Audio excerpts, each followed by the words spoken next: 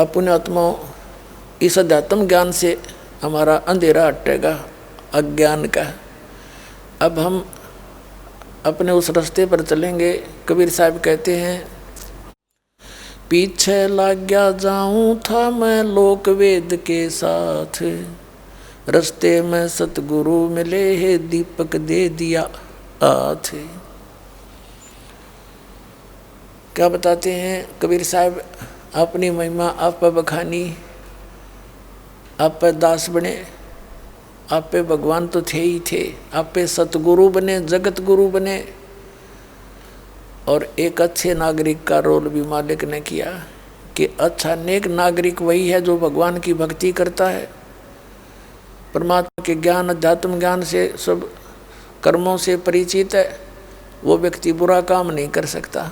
अच्छा नागरिक वही है जो अपने लोभ लालच में आके गलती ना करे और भगवान से डरे, वही अच्छा नागरिक है। भगवान से जो डरेगा उसको ज्ञान होगा सत्संग का और भक्ति कर रहा होगा, भक्ति की शक्ति से भी उसमें बल आता है, शक्ति आती है विकारों से लड़ने की, लोभ लालच में हाथ ना फूकने की।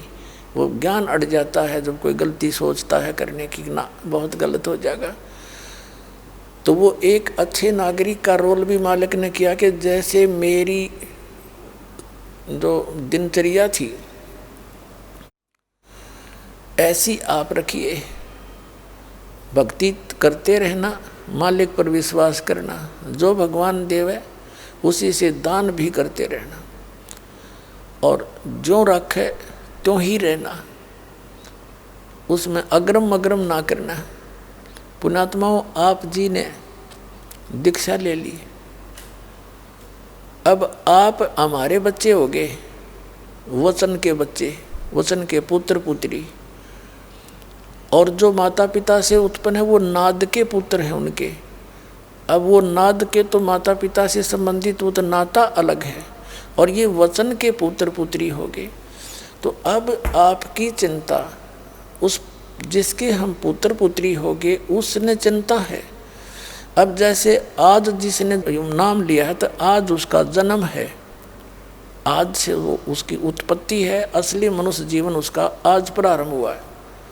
तो आप जी कोई 2 महीने का, कोई 6 महीने का बच्चा है, कोई 1 वर्ष का, कोई 2 वर्ष का, कोई 4 वर्ष का।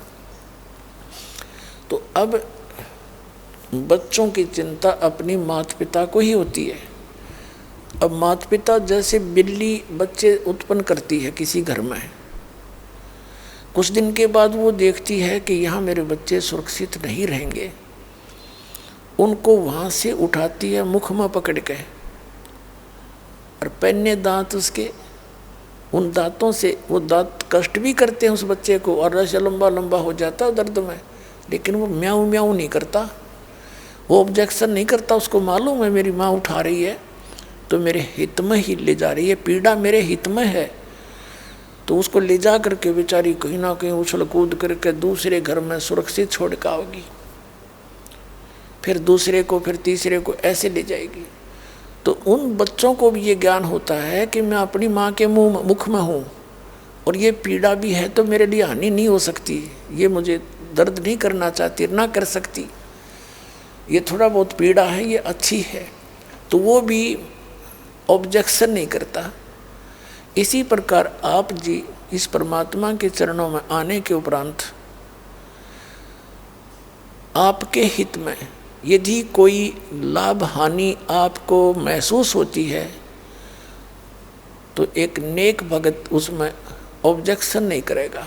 बालक वाली बुद्धि, कतिय कमजोर संस्कार का व्यक्ति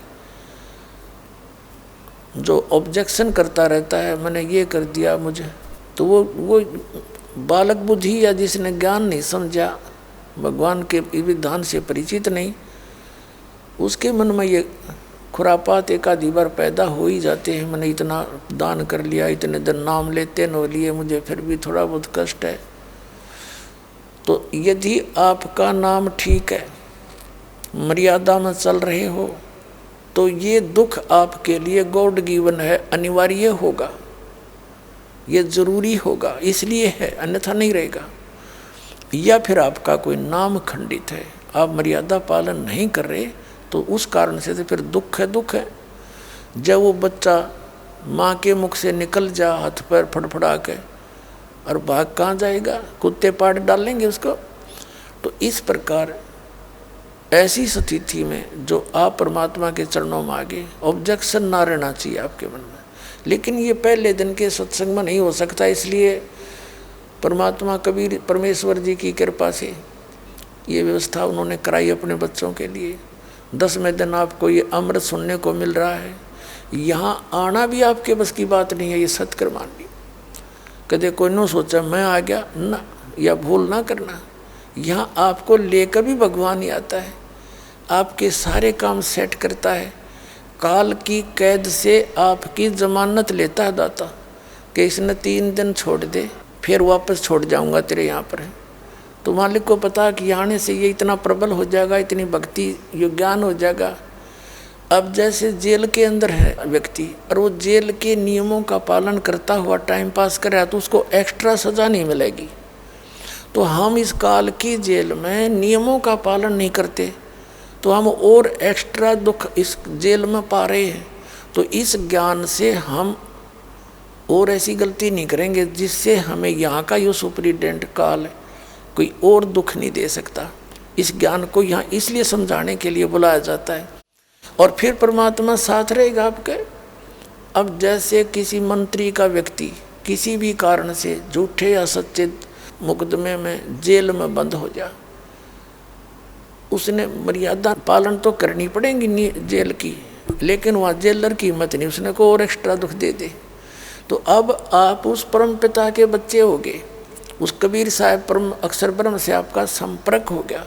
तो इस जेल के अंदर काल के लोक में जब तक आप रहोगे, तो आपको ये यहाँ का जेलर झांक भी नहीं सकता आपकी तरफ, लेकिन रहना नियम में। तो भक्ति करते रहना, ये नियम है मालिक का।